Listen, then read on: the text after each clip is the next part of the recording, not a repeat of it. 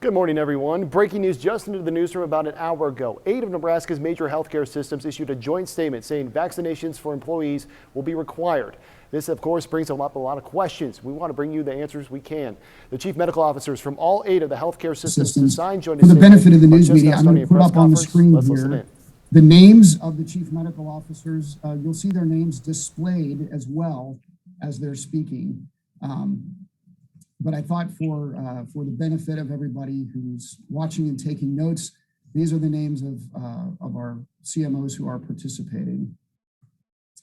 I also wanted to take a moment to just read a statement that was shared publicly about an hour ago and kind of restate the reason why we're here, and then we'll turn it over for questions. So the statement reads, to ensure the safety of our patients, employees, and communities, several of Nebraska's leading health systems will require all employees to be vaccinated against COVID-19. The COVID-19 vaccine is safe and effective at protecting against serious infection and hospitalization. More than 125 professional health associations and healthcare systems are calling for mandatory vaccination of healthcare professionals. Unvaccinated employees and physicians may apply to their employer for medical or religious exemption. Each of our organizations take very seriously the responsibility of providing healthcare to people of all ages and backgrounds in our communities. Vaccination against COVID-19 is an important step to stop the pandemic and allow our teams to work in the safest way possible. We strongly encourage vaccination for all eligible individuals in our community. So with that, members of the media, we'd like to open it up for questions, and members of our CMO panel will answer in turn. So please feel free to begin asking questions. If you prefer to use the chat, go ahead, but I'll leave it up to you to go in order and do as best as you can to not speak over each other. So please go ahead, colleagues. Hi, Waverly here from KTV. Can everyone hear me okay? Yes. Okay, great. So I just wanted to go over if everyone, or maybe if there's a list of like how many employees are we talking about that are already vaccinated versus how many that are not? And like, are these like just medical staff? Are they custodians, people who work in like the dining halls? Can you just kind of go over that information? Sure, and I'd be happy to kick that off. Before answering that question, I'd like to make one introductory comment, if I could. You know, I've been a proud Nebraskan my entire life, and I think, to quote one of my colleagues, Dr. Chris Maloney, the pandemic has really served to bring forth a silver lining, or the silver lining in the pandemic is that we've all come together as chief medical officers and leaders of our health systems for the betterment of the community. And I think today, this joint statement really highlights the pride that I feel and that I believe my colleagues feel as well. This is very unique. I've not heard of other communities having done this. And I think it speaks to the commitment that we all have as competitor health systems who want to do the best for our community and do it together. And I think that should resonate loudly with not only all of you on this call today, but also the members of our communities and the populations that we serve. So thanks for letting me make that comment. To answer your question, in Nebraska Medicine, we have roughly 80 to 85% of our workforce vaccinated. There's the remainder, 15 to 17%, that we either know are unvaccinated or have not disclosed their vaccination status.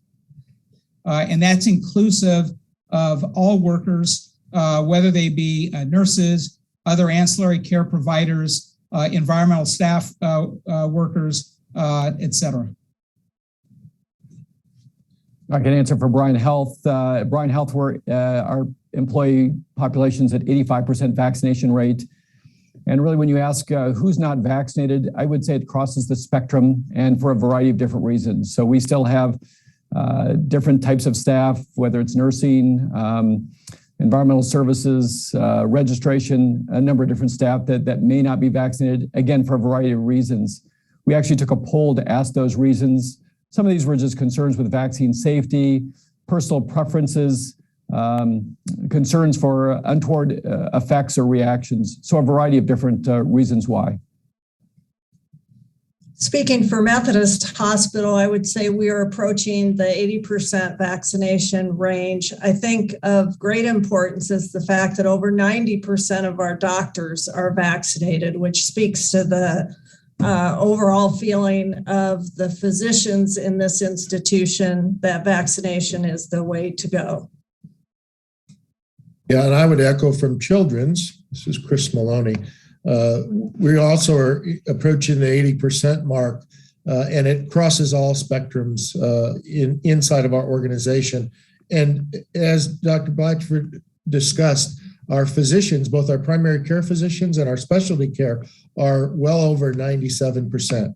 And likely that number will increase as well going forward. It should also be noted that the vaccine is very safe. The reason it hasn't gone through FDA approval is more around supply chain and storage and how do you get it to people rather than the safety and efficacy of the vaccine.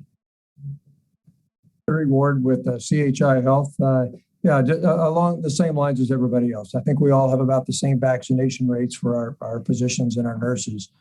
I do want to quickly echo Dr. Frankel's comments. I remember our first outbreak in Nebraska was in Grand Island, and we had just overwhelming numbers of patients. And so many people on this call and on these screens took those patients for us and helped share the burden of all this. And that was just the beginning of this collaboration together, where we have been meeting together almost weekly to talk about testing, vaccination, policies about visitors, policies about elective surgery. We have done so many things together.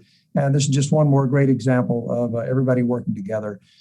We have about 11,000 employees across our hospitals. And so we still have, it's going to impact a lot of people, but that's currently similar rates. We will require vaccination for everyone who comes in contact with our patients in our hospitals. So doctors, all staff, even vendors that come in the hospital.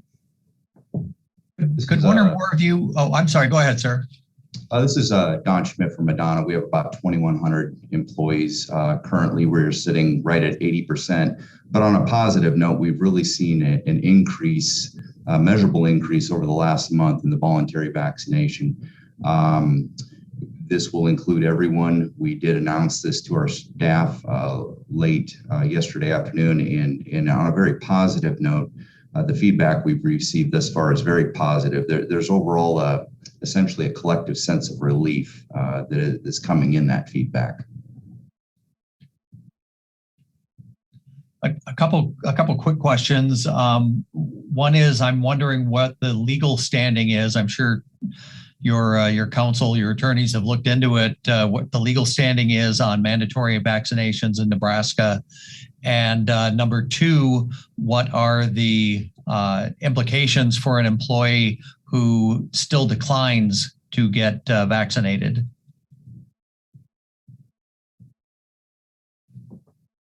So this is Chris from Children's. Of course, we always bring our legal counsel in, and sometimes we consult external counsel as well. This has been attempted in many other organizations across the country. There have been legal suits brought against organizations, and none of them have brought merit. And so we feel, and this is why we're going as a group, we felt it's very, very important that as the healthcare systems in Nebraska, that we do this as a group, because we want to make sure that not just one person is getting out ahead or behind. As you've heard, we have been doing things in combination with all of the systems since the middle of March of 2020. And this is just another example. This one may be a little bit more prominent because for some reason a vaccination and a mask have become political. They're not. It's all about healthcare. And remember, at Children's Hospital and Medical Center, the majority of our inpatients are not even eligible for a vaccine because they're less than 12 years of age. I wanted to share a question that came in through the chat, and this is about hospital capacity with growing numbers of COVID across the state. Is there concern amongst the chief medical officers and the systems in which they serve about impacts on capacity? Sure, Paul, I'd be happy to address that. This is Harris Frankel of Nebraska Medicine. You know, it's interesting. We all experienced a surge beginning last spring related to COVID, and we had to do a number of things to create capacity, including reducing and in some cases eliminating elective procedures. We had to move staff around, those who may have been working in the ambulatory environment, move them to the inpatient environment. And as the surge that we experienced in the spring began to wane and the number of COVID patients in our facilities decreased, our capacity did not drop commensurate with the drop in COVID patients. In fact, as we progressed throughout 2020 and into 2021, there are a number of individuals, as you can imagine, who deferred and or delayed necessary care because of the pandemic. As the number of COVID hospitalizations dropped, those beds became occupied by patients who had put off care or who deferred necessary care earlier. And so our system, as I believe all the others, have remained quite full and at or near capacity for many, many months now. We are having to retool our operational plans in response to the most recent surge related to the Delta variant.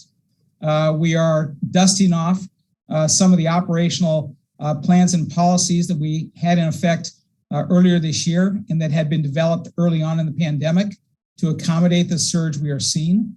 And but as health systems, we've proven one thing, that we are able to manage from an operational standpoint. As Dr. Ward pointed out, we have worked collectively to share the burden of COVID patients. And we recognize that some institutions are able to provide certain types of care that others aren't. And we've been able to serve as a partner to our outstate community and critical access hospitals who have needed many of our tertiary and or quaternary services and been able to take those patients when it was appropriate to do so, in that we were able to offer necessary care to them that could not be provided otherwise. It's a challenge operationally, but we've got great people who have gained experience over time in being able to manage, and we feel confident that we will be able to manage going forward whatever the surge might present. So at Children's Hospital Medical Center, one of the things that we've seen is an increase over the last month or 6 weeks in what is normally called respiratory viruses, the winter respiratory viruses. We saw this actually happening in December and January in the Southern Hemisphere. And so we expected that it could happen in North America, and it has. It's not just unique to Omaha and Nebraska. It's across the country. As far as the COVID admissions, though, we've consistently had less than 5. I think today it's 2. When the public health emergency was lifted, the ability to share data became much more difficult. And we're no mind sharing data. We're pretty full as well with other respiratory viruses, not with COVID. However, we do know that many places in the South states, Arkansas Children's Hospital, in Texas, in Louisiana, in Florida, they are filling up with COVID patients. They're having COVID admissions like they've never seen before. And we anticipate that will happen if we don't employ the non-pharmaceutical interventions such as masking and social distancing, keeping our hands clean. That's what's going to be important in order to limit the spread of this crazy Delta variant. I would add in that we are running very full 97, 98% capacity with medical patients, surgical patients. The ICUs are full as of this morning. We have 3 ICU beds open. So yes, we're worried about having to accommodate a surge.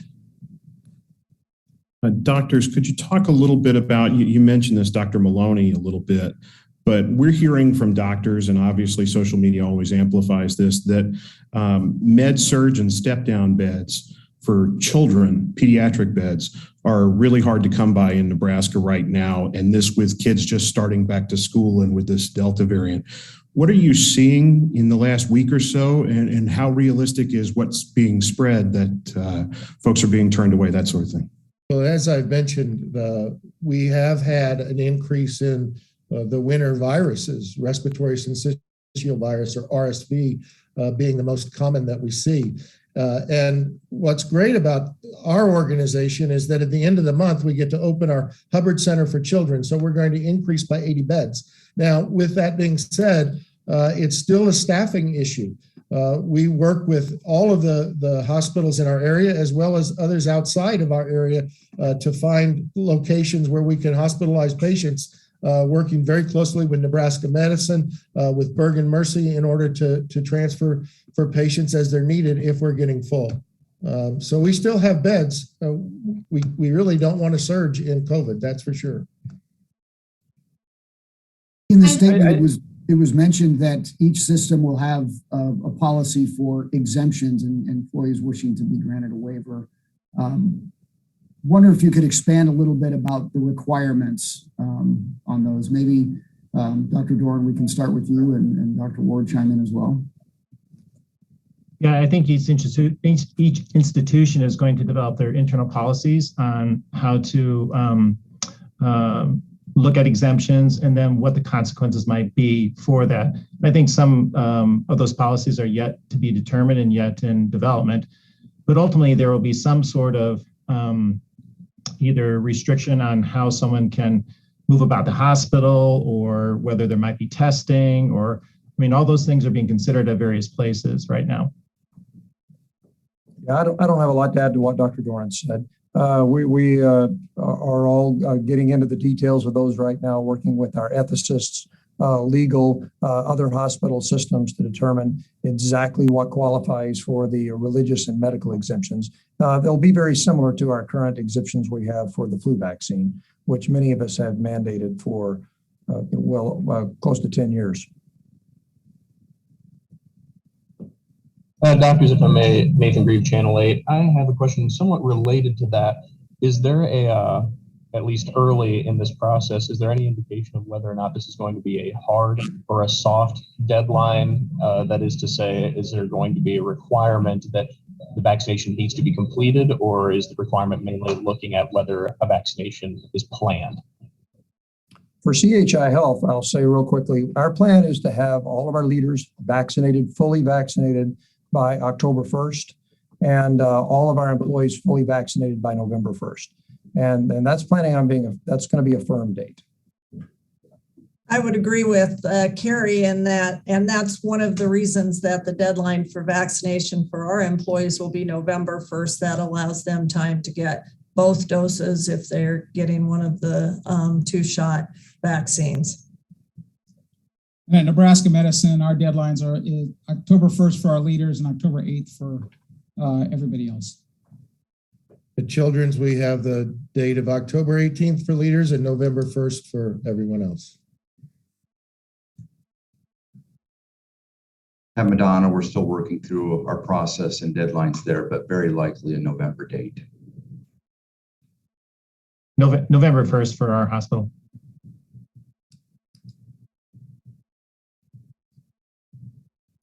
Another question that was submitted by Nathan asking why this decision is being made now rather than earlier in the vaccination process when community rates were lower.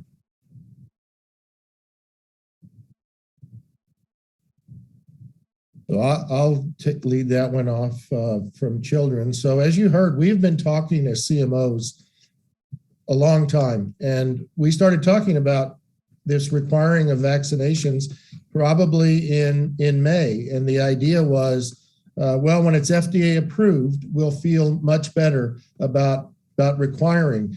As the summer has drawn on and the approval from the FDA is moving in now to September, it was previously, we thought in August, we came together with the CEOs on July 30th, and all of us agreed that waiting isn't going to help our community. And therefore we waited as long as we could. And now we're going together with the vaccination. We also see what's happening in the South, and we're running a little bit behind them in terms of starting a new surge. So we think this is the ideal time to give people the extra incentive to get vaccinated and hopefully prevent what's going on in some of the southern hospitals. You know, I think we're approaching a public health crisis with all of this. We've seen what's happened in the southern states. We've seen how rising numbers of the Delta variant for the coronavirus has increased hospitalizations, increased strain on the hospitals. And then also we've seen those parallels starting in Nebraska. You know, just 5 weeks ago, we had less than a handful of patients at Bryan Health, and now we exceed over 50. We've opened up 4 COVID units to take care of patients. We have patients waiting in our emergency room this morning, so for an inpatient bed. So the timing of vaccination, as everyone has said, we've been awaiting to find out that final approval, but we've seen hundreds of millions of doses of vaccine being administered.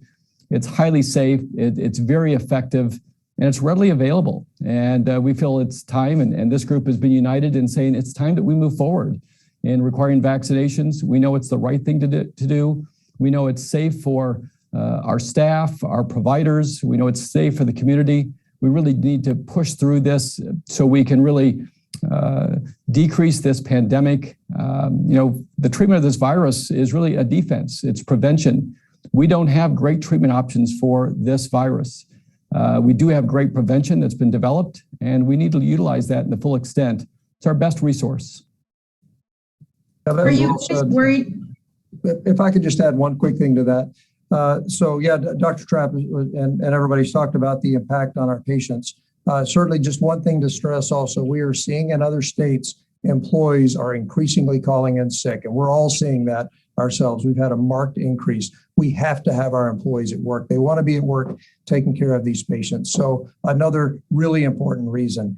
You know, and I just want to say one other thing about this, you know, 2 measures, I think we would all agree that have had the most dramatic impact on public health have been clean water and vaccination. And we all have vaccines in us right now that have had a dramatic impact on the health of our communities. And if you do a comparison of this with like influenza, which most of us mandate, it just another kind of justification for this. Influenza is far less severe than COVID. COVID is far more prevalent right now. The vaccine is safer or as safe and is more effective than the influenza vaccine. So it makes such sense right now. If we're going to require the influenza vaccine, we would also require the COVID vaccine. I think waiting has been the appropriate thing to do just to make sure for all of us that the vaccine is safe and effective. It's now proven. The FDA delays are fine details. Their paperwork, their shelf lives, storage requirements. The science is clear. Nobody's going to question the science of how effective and how safe these vaccines are. Are you guys worried about staffing shortages moving forward? I know we're already seeing that, but are you worried that this decision will, you know, cause people to quit? So this is Harris Franklin, Nebraska Medicine. You know, absolutely. We've considered that in the process of our decisions. We recognize that there's a lot of vaccine hesitancy with some of the staff. We hope, however, that through the educational opportunities and empathy that we believe that we've employed in listening and giving people space to voice their concerns, and the efforts that we will make to help counsel, that we can convert a lot of this vaccine hesitancy to vaccine confidence.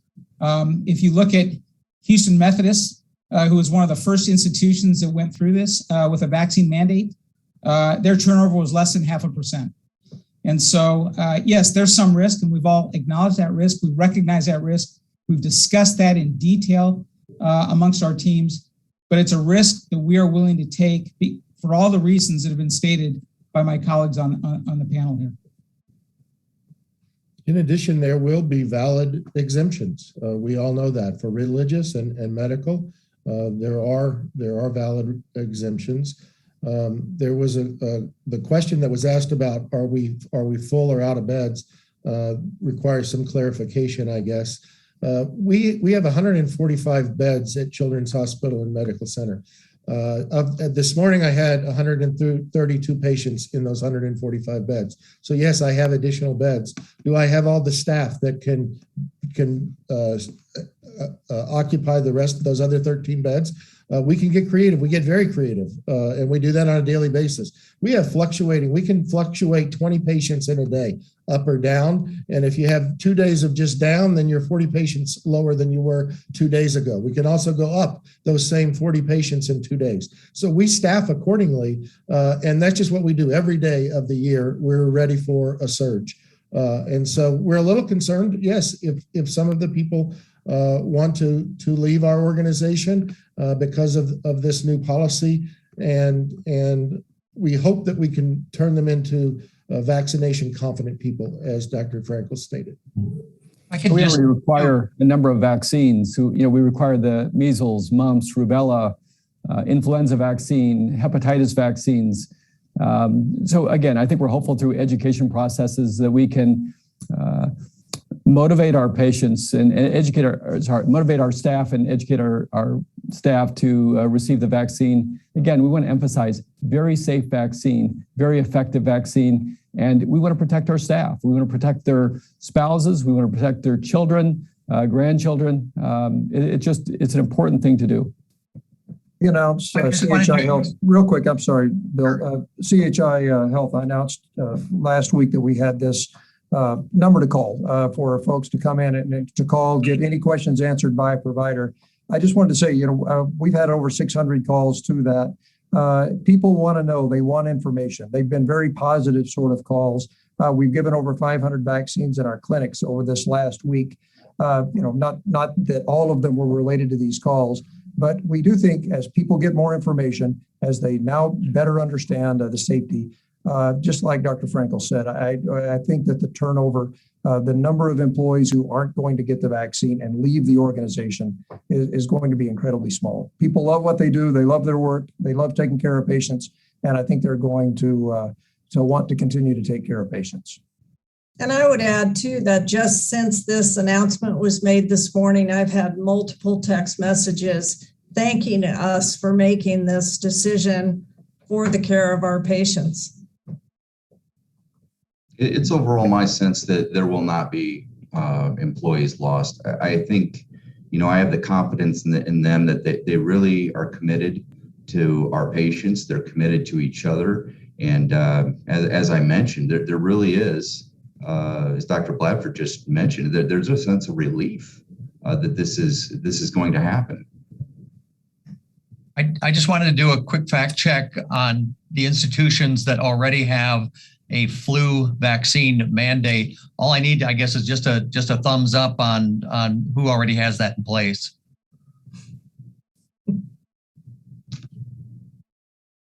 So 4 out of 5, 4 out of 6.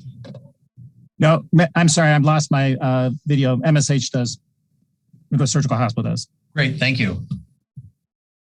I wanted to get your guys' opinion on a statement that was made this morning by Governor Pete Ricketts. He made it at the Federal Legislative Summit in Ashland, saying that kids are not at risk. This is a direct quote that he said.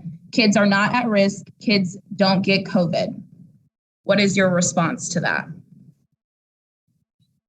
Well, the facts for the southern states right now with the Delta variant, which is very different than the native variant that we had 6 months ago and even before that the children's hospitals are having a lot more children being hospitalized than we have before.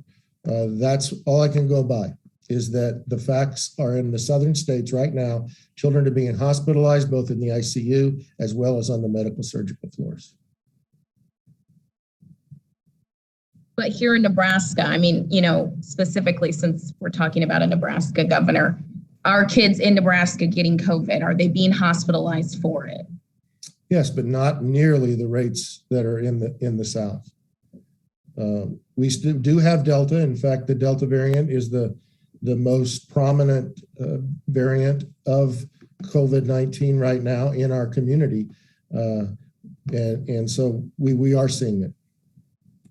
Brian, we're actively preparing for a surge of potential increased pediatric patients just in case Children's Hospital gets filled with RSV and COVID, we need to be prepared to help assist other communities with pediatric care. And that may include some level of higher levels of pediatric care and working in coordination with children's and their pediatric pulmonologists to provide this care. So I think we're anticipating, as seen in the southern states, that we're going to see increased numbers of pediatric patients hospitalized. Does a statement by the governor like that undermine your efforts to try and get people vaccinated and to be on the lookout for cases of COVID within their own families? The pandemic is not over. And so we need to be very cognizant that it's around us. It is killing our neighbors. And so we do need to be aware of that fact. And so we really recommend masks, distancing, good hand hygiene. And so that's good for our community. In addition, we're going to have additional beds with the Hubbard Center for Children opening the end of this month. And that's also very good for our community.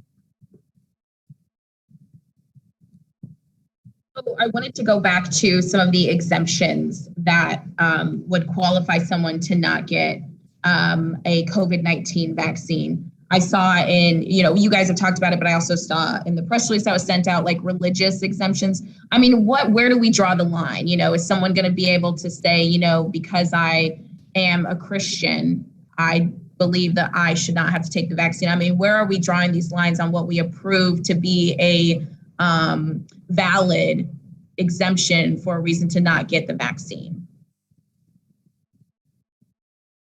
I'll be happy to respond to that question. I would say this, that we will address each case on a case-by-case basis. Clearly, general philosophical beliefs, socio-political beliefs will not qualify. But we will take each case on a case-by-case basis and address the merits of each individual request.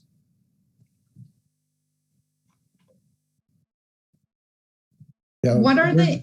As you've heard from Dr. Ward, we continue to noodle through these kind of topics, and similar to Nebraska Medicine, we will be taking every one of these exemptions on a case-by-case basis. We're one team at Children's, and we respect everyone's beliefs and values, and so we will have that conversation. What happens if an employee still declines or refuses to get the vaccine? What will you guys do at that point?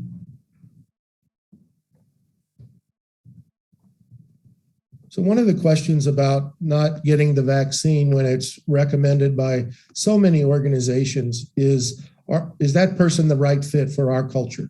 And maybe not. And they're allowed to make a choice. They can make that choice that they really don't want to work at Children's Hospital and Medical Center. And that's unfortunate, right? We want everybody to enjoy coming to work.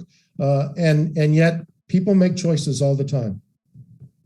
Yeah, and I want to agree with what Chris said. I mean, I think that we all are in agreement that this is truly a requirement to get this, that we want to respect our religious, even some strongly held beliefs, and certainly diseases or reactions to vaccine or vaccine components that warrant a reasonable exemption. But for those who clearly do not refuse to get the vaccine, for CHI Health, this is a condition of employment.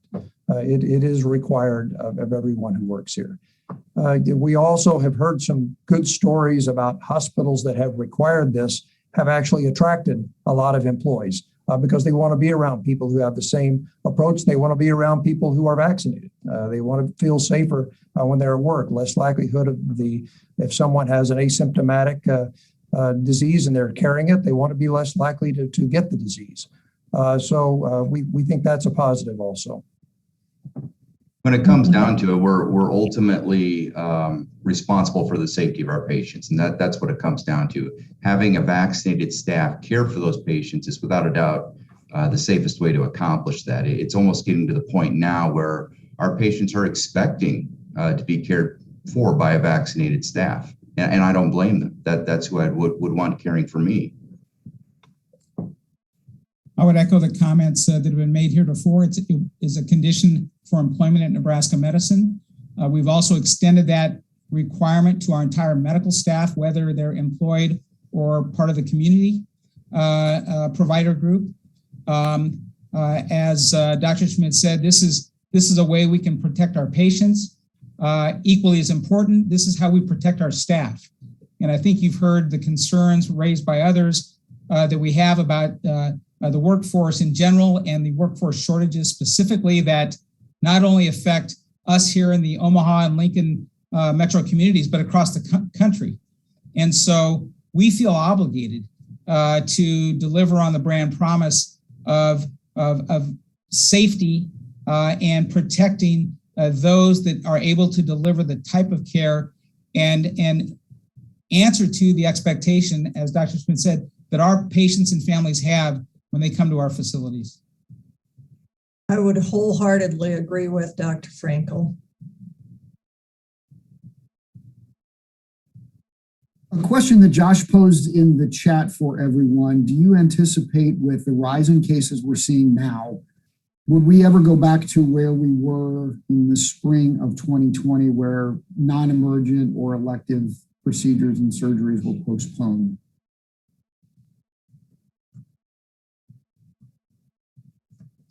Well, I would say this, that, you know, as part of any contingency planning for surges, whatever it may be due to, we will exercise whatever operational levers we have to pull to accommodate and be able to care for the patients that need us.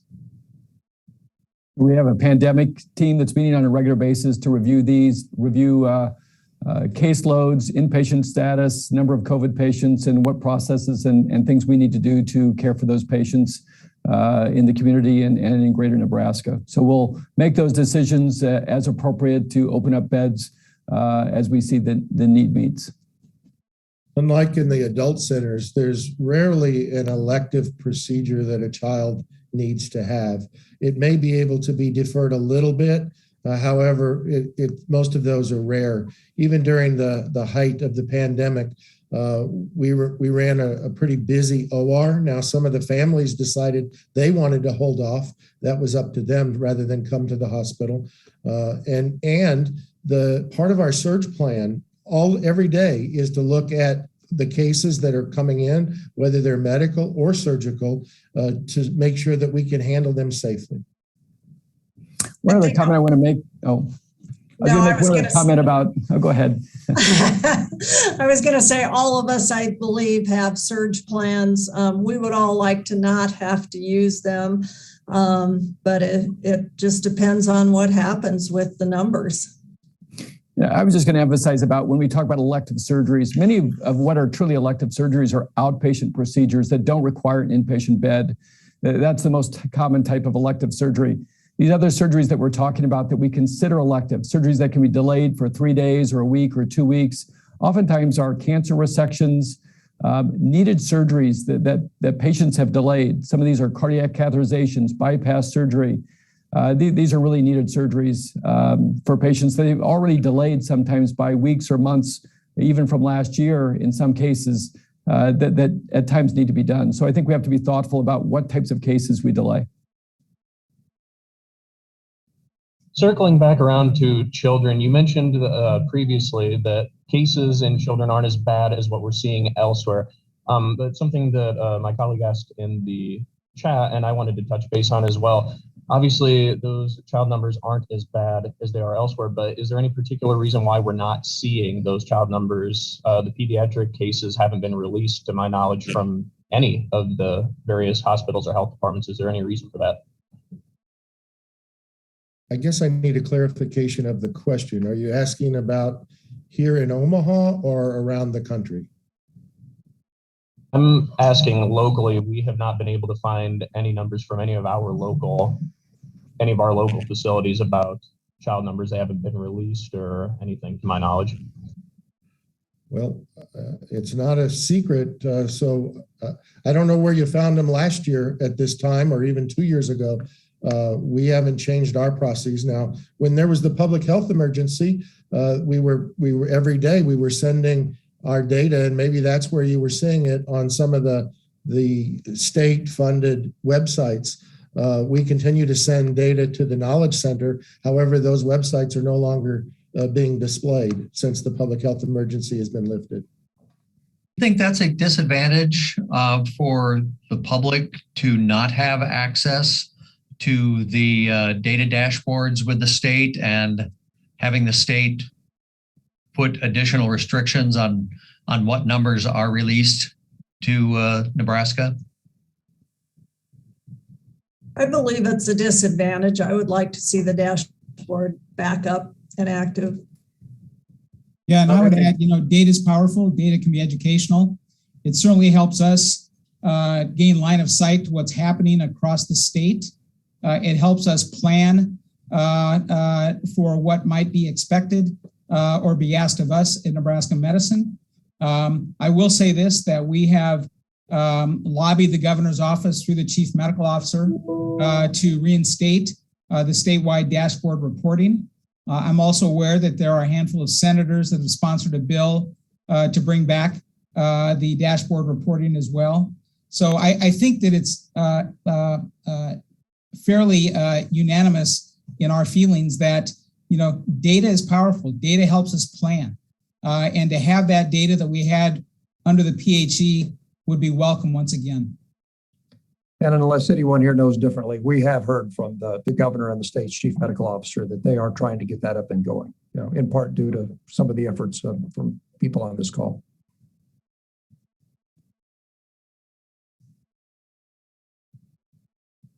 Julie's asking a follow-up question here about whether our health systems attorneys agree with the state's reasoning for not providing data. Maybe hard to answer without our legal folks here, but I don't know.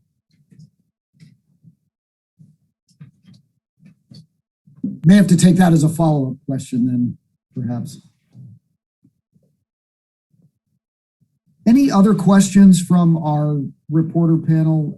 I've been trying to get through the ones that come in through the chat, but if I've missed any by chance, please feel free to open your mic and ask here or put them in the chat. I feel like we're getting close to having all of the questions from today answered. This has been